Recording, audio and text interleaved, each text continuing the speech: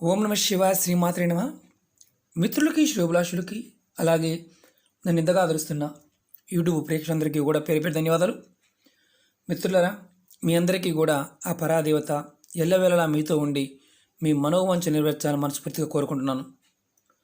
ఈరోజు మనం ఒక అద్భుతమైన ఉపాయం తెలుసుకుందాం. చాలామంది మిత్రులు మాకు ఏ పని చేసినా ఆర్థిక పరంగా కానీ, ఉద్యోగపరంగా కానీ, భార్య పిల్లల విషయంలో కానీ, ధన సంపాదనలో అస్సలు గ్రోత్ ఉండటం లేదండి. ఏది చేసినా వెనక్కి వెళ్ళిపోతుంది. మాకు తేలికైన ఉపాయం చెప్పండి అని చాలామంది మిత్రులు అడగడం జరిగింది.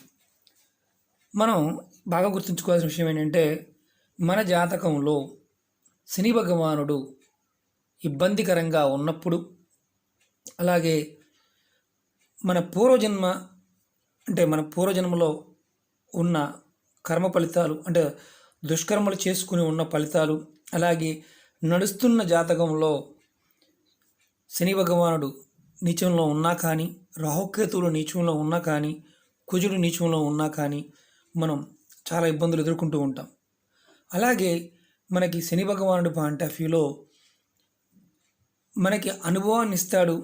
జీవితంలో ఏదైనా సరే పూర్తిగా మనం తెలుసుకోవడానికి అవకాశాన్ని ఇస్తాడు.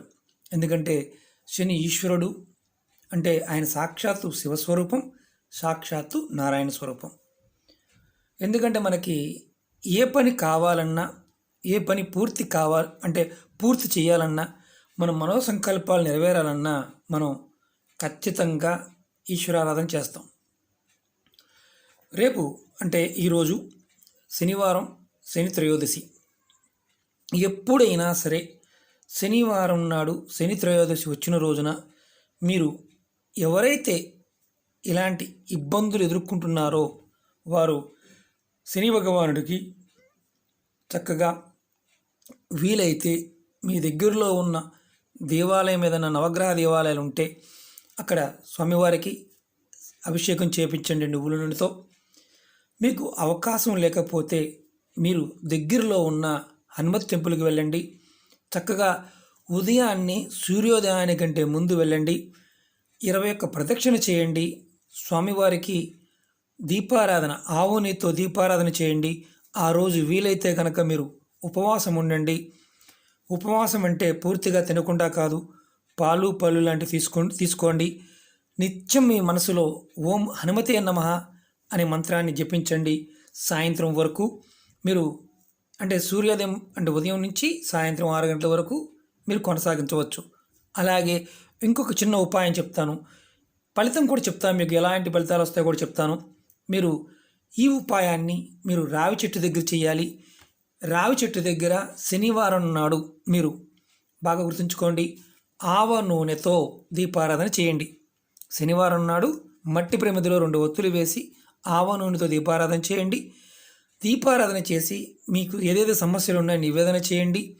నివేదన చేసి మీరు వీలైతే ఉపవాసం ఉండండి. ఉపవాసం లేని పక్షంలో కూడా మీరు చేసుకోవచ్చు, కానీ ఆ రోజు మద్యం, మాంసం లాంటివి సేవించకుండా ఉండండి.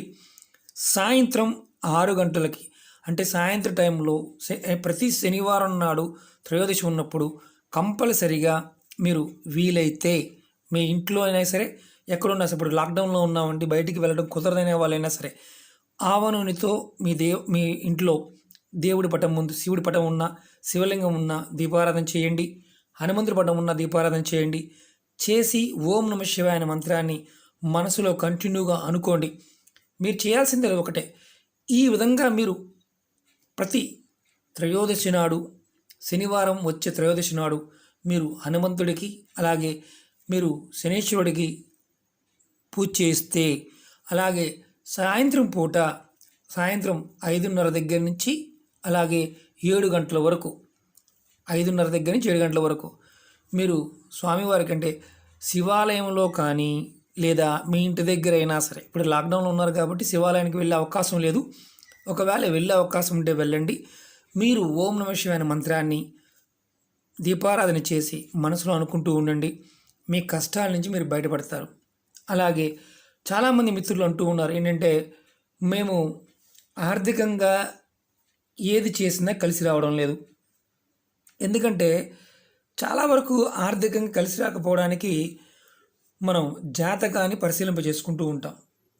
మీరు ప్రతి శనివారం నాడు సూర్యోదయానికంటే ముందు ఎవరైతే ఆర్థికంగా ఇబ్బంది పడుతున్నారో, ఆర్థికంగా ప్రతి శనివారం నాడు మీరు సూర్యోదయానికంటే ముందు నిద్రలేచి, మీరు అంటే ఉదయం 4:30 దగ్గర నుంచి 5 గంటల మధ్య ప్రాంతంలో నిద్రలేచి స్నానాది కార్యక్రమాలు ముగించుకొని మీ దగ్గరలో ఉన్న హనుమత్ దేవాలయానికి వెళ్ళండి.